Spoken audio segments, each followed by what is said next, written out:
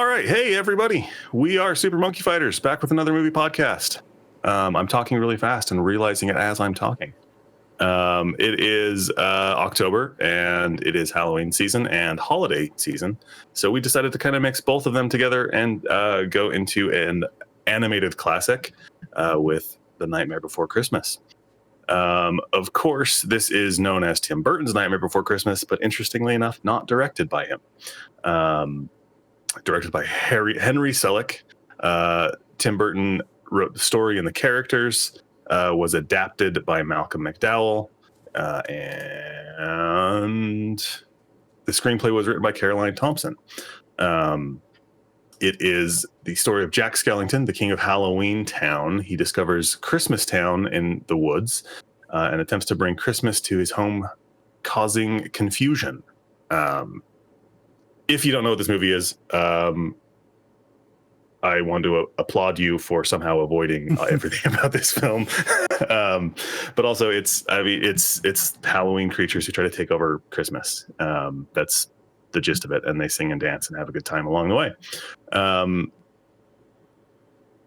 Stars Danny Elfman as the singing voice of Jack Skellington, Chris Sarandon as the speaking voice of Jack Skellington, Catherine O'Hara as Sally, William Hickey as the evil scientist, Glenn Shadix as the mayor, and if you knew any of these other names, I would be very surprised.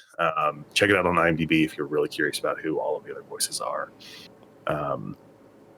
Very well. The voice acting, I think, is a top-notch across the board, so you should definitely check that out if you are interested in those kinds of things.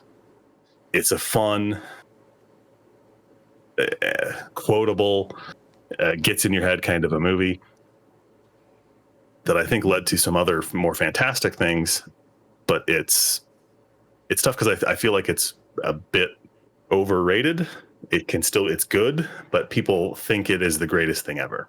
And so then what is one specific thing that you say you would like about it?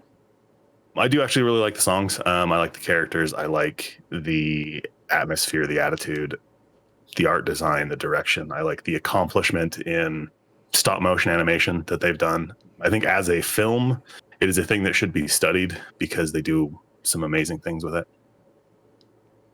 I do like the characters. I think this is more of Tim Burton's weirdness being good.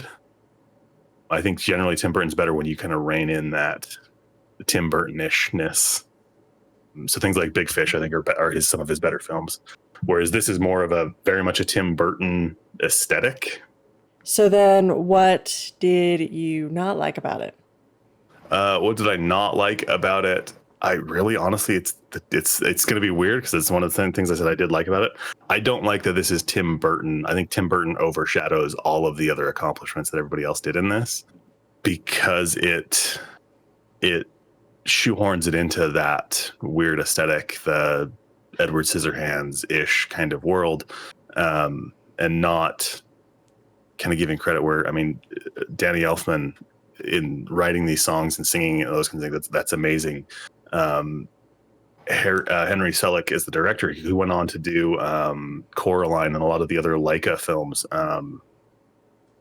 I think they've been overshadowed. Like they've been living in the shadow of Nightmare Before Christmas and not letting any of their other things kind of stand on their own. So there's some of the songs I just don't care about. Like at this point in time, I would rather just, when my kids are watching it, if it's a part I like, I'll stick around and watch it. If it's a part I really don't care about, I kind of drop it. One of the characters I don't particularly care for a lot is the mad scientist. It seems like it's a weird, from a storytelling standpoint, right? They just kind of, he's there for the purposes that he's there, and then they just kind of let it go. Like he's just becomes background rather than, he's kind of a main plot point and then not, and then that's that. So then how would you change it? I probably would have changed the Santa Claus reveal. The Christmas Town and the Santa Claus stuff just seem more, there's less effort put into them into building that up into an actual world. Even though you do go through the world, it seems less interested, like more time was put into the Halloween world rather than the Christmas world. So then you would have spent time equaling it out? Yeah, just kind of, maybe changing that, because they build up Santa Claus as actually having claws, and everybody has this idea of him, and then he's just this kind of run-of-the-mill Santa Claus. Like, there's nothing special about the Christmas town in the same way that there's the Halloween town is special. Right? It's full of characters, where Christmas town is just generic elves and Santa Claus and Mrs. Claus, if that. Right? There's no talking snowmen, there's no reindeer, that, you know, those kinds of things. But they don't really spend a lot of time there. So I think that's one of the things I would have maybe changed, is just kind of given a little bit more character to that, the same way they did to the Christmas town. So then you, Nugget. So What did you like about it? a lot of the same points. The stop motion animation was great, and I'm sure there was a ton of work into that. I could only imagine filming this entire thing, and how tedious it must have been. That said, I was actually surprised that it's only a 76-minute runtime. And I'm not a fan of musicals in general, but this one was okay. I wasn't reeling from the thought of watching it. The songs are, for the most part, pretty good, but I still don't like musicals.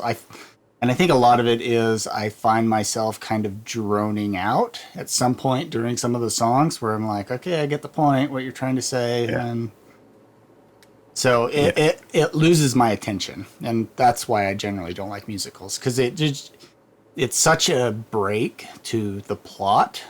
Like, the plot's moving along and it's like, oh, we're going to do a song. Okay. And it's about the same thing. So you're not really covering any ground in the plot during that entire song. And so it loses my interest, and I start thinking of other things, and then it has to bring me back in. So it's a real break to kind of the pacing or the plot for me. And I just generally don't like it. But the songs are good. So then what would you say you don't like about it? So If you could single out one specific thing. So I don't like how he discovered Christmas Town and how that all played out. He was just wandering through the woods all night and found a group of trees with doors on them. Well, you think by that point that more people would have discovered these other realms, so to speak. Right. Because especially the three troublemaker children, who you would imagine them wandering, doing things they would have stumbled upon, especially because of their nature. So yeah, it is kind of interesting. And the plot didn't. I had a hard time following it, kind of through that part, and so they kind of set the stage that he's getting bored with doing the same old with Halloween. And then it kind of transitions through where he discovers it.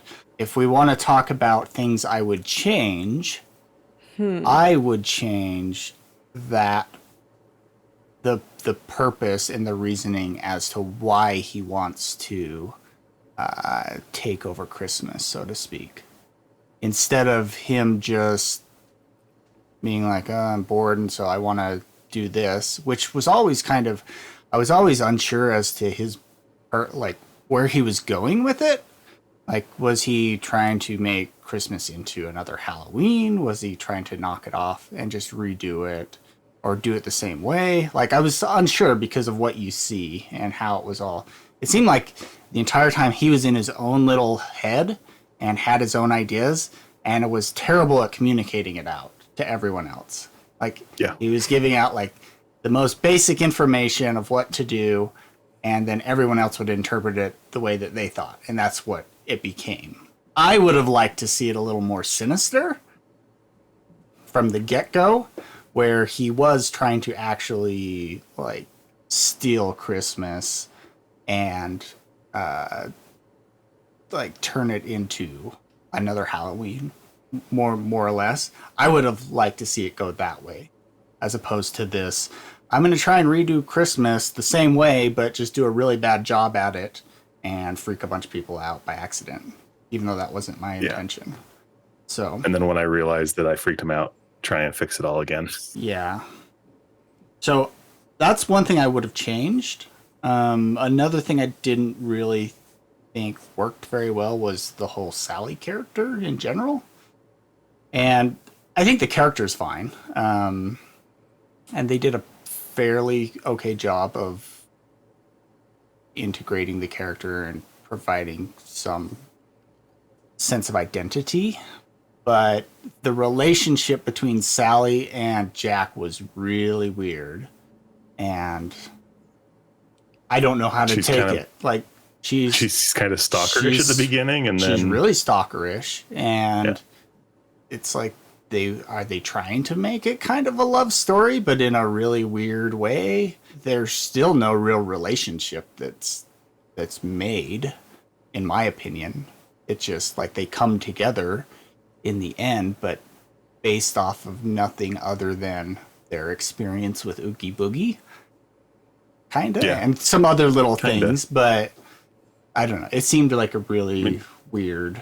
Yeah, I think the thing that they try to make with her is because middle of the film, she's more of the voice of reason, right? She sees how wrong all of this kind of stuff is, and she's trying to convince him that what he wants is not going to make him happy, and that, you know,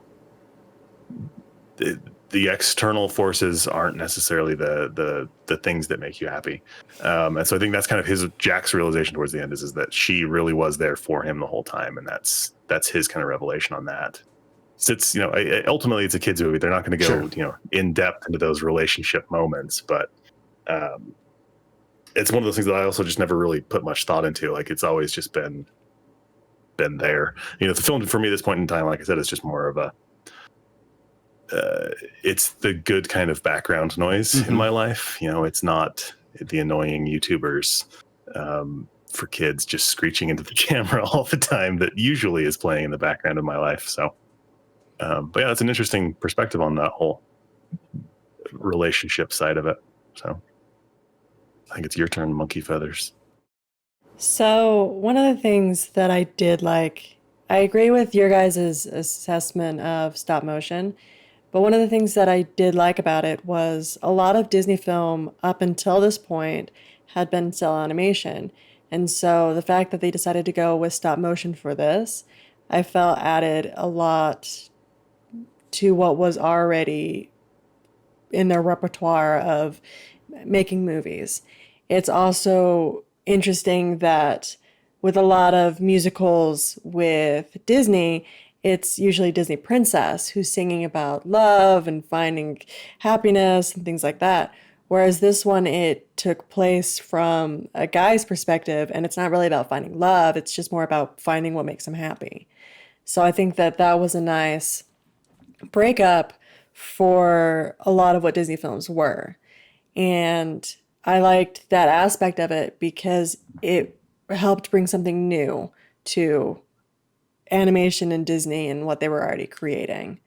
So that was something that I really did enjoy, is the stop motion and the change of perspective for a musical.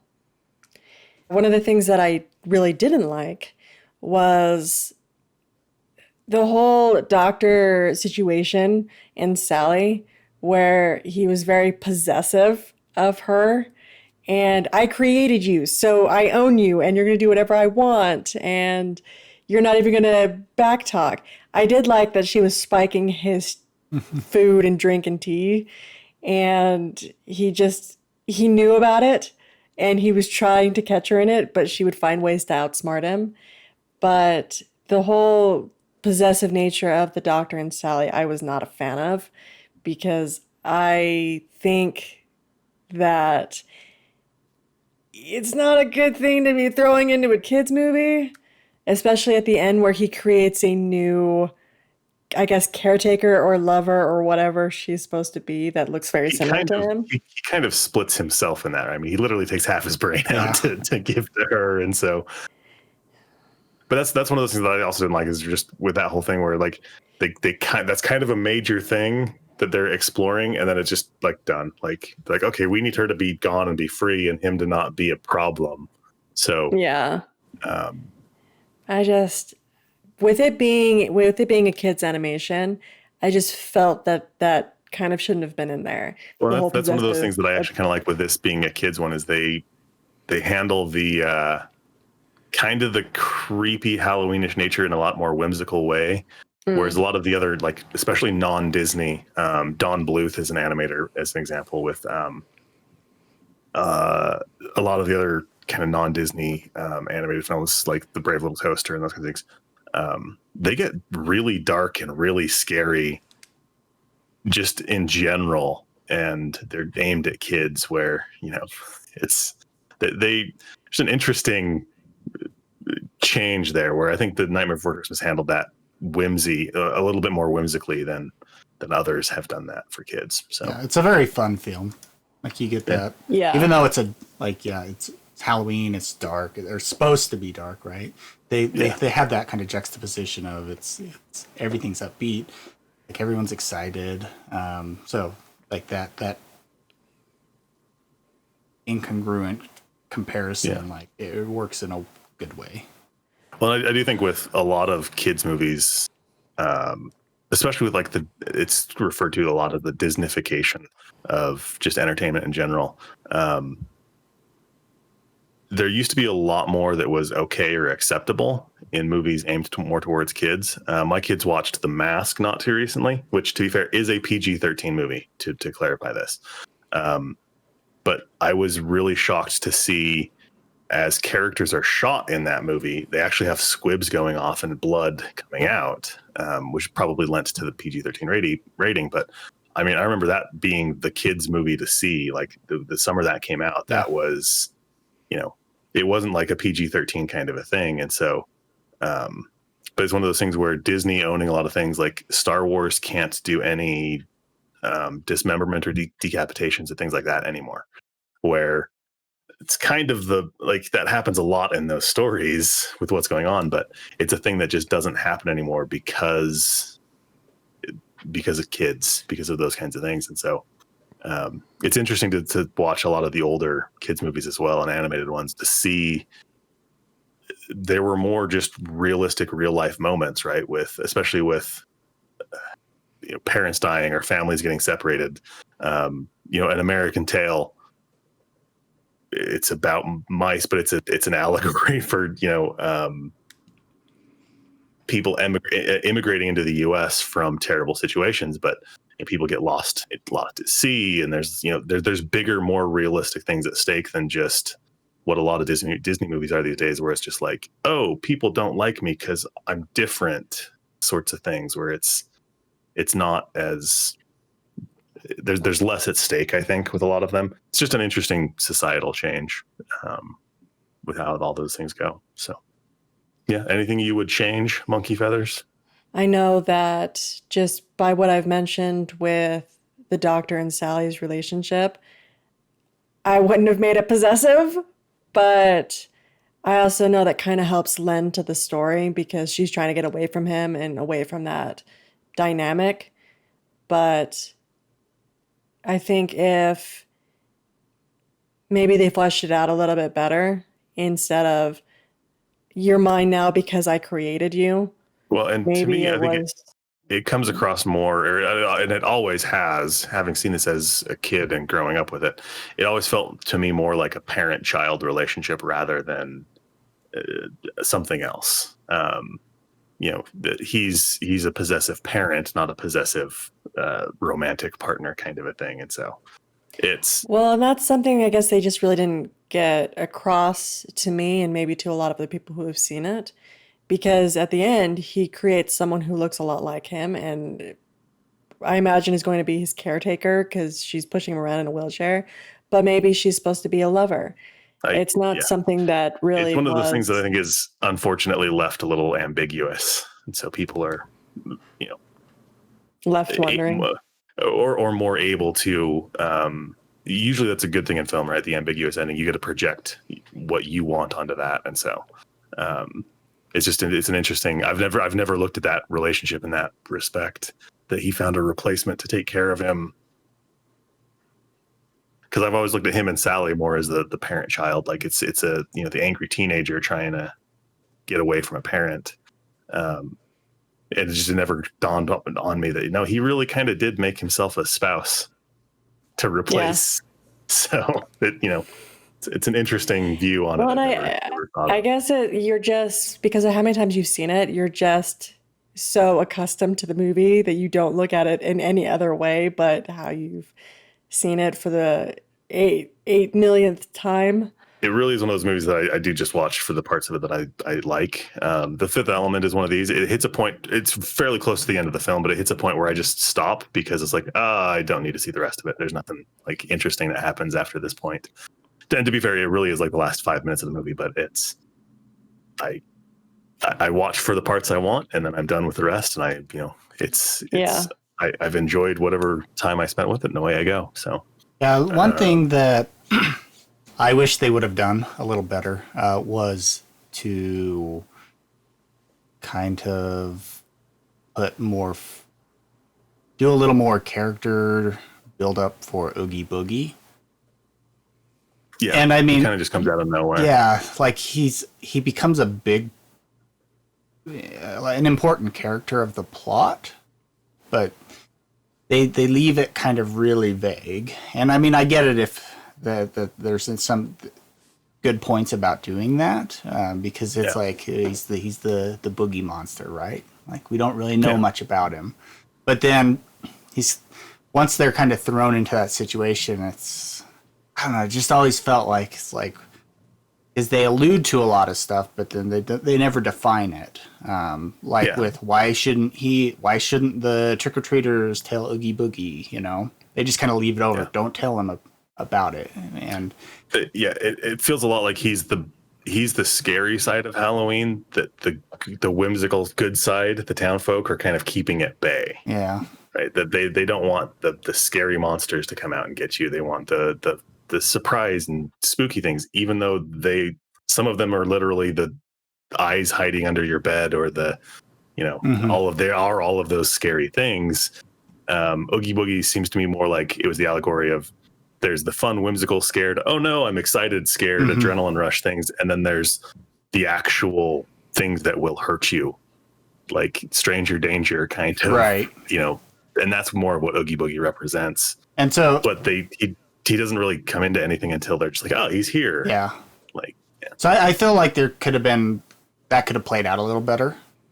Yeah. In my opinion, but that's it. That's all I wanted to say. His kind of introduction with the song from the Trick-or-Treaters is my favorite. That song is my favorite out of all of it. Just them going through how they would capture Santa Claus and all those kinds of things. But it is more about how they want to capture Santa Claus and not Oogie Boogie, but they're going to betray Jack because they want to appease Oogie Boogie. And so I actually do a lot of the Oogie Boogie, the visuals and the Oogie Boogie sequences down in his lair with the kind of the sugar popsicles of the slot machines, those kinds of things. Like, he really does represent all of those the bad side of those kinds of things, right? I mean, everything about him is just vice, and he's a cheater and a liar, and he's going to hurt you, whereas everybody else isn't necessarily. So, yeah, I think making him a bigger influence earlier on because I mean, we could talk about that's what it means, but like, if you go in and watch the show for the first time, you're probably not going to pick up on that without really thinking about it. And we can all debate whether that's good or bad or what's better, but I think kind of setting that dynamic or showing that contrast a little better, a little more explicitly, would have helped the film. Yeah, well, because that's the opening song does a really good job of establishing characters, but not him, right? And not the trick-or-treaters. It doesn't show any of that dynamic to where, there's no interaction as to why he's. It's like, how does he fit into this world? Like, they talk about him, but he's kind of in the corner. I think he shows up in the moon during that opening sequence, but not. It's not explicitly, or at least as explicitly as all of the other characters are introduced. So I think that would have been a much better. I agree. That would have been a much better introduction. All right. Anything else you guys want to talk about with The Nightmare Before Christmas? Recommend it? I would recommend it. I mean, it's a fun film to watch. Clearly, you've seen it so many times that I mean, a lot of it's by default. There's some movies that I have seen. There is a movie that I have seen probably 6 times that I'm surprised I sat through once. And for the life of me, will not understand why I've seen it as many times as I have. This is not one of those. Nightmare Before Christmas is one of those that, to be fair, based on when we're recording this, I will probably see it another 8 million times by the time this episode actually airs. So it's that time of year where it's the Nightmare Before Christmas season, which is really what we should just call fall and winter for me. So one interesting thing I do want to point out, with this being a Disney property, I'm not sure when they do it or how often they do it, but Disney will often take their Haunted Mansion ride at Disneyland and Disney World and alter it to be Nightmare Before Christmas, which I think it's fan service, but having experienced both of those many times, it's a fun little nod. I think it's a good thing that they do, where they can quickly and easily change that out into experiencing that world a lot more. It's Disney, for all of their everything, they do some things pretty well, and I think that's one of them, is where they really can give fans a lot of the experiences that they want. So if you ever have the chance and you're in Disneyland, I would highly recommend not skipping that. But if you're in Disneyland when that's going, the likelihood that you're going to skip something is slim. So that was the episode on Nightmare Before Christmas. Let us know your favorite song in the movie down below. And let us know your thoughts. Do you guys think it lives up to the hype? Do you think it deserves all that it has? Should there be more of it? Is whatever in the comments below. You guys know what to do. And as always, stay awesome. See you guys later. See ya.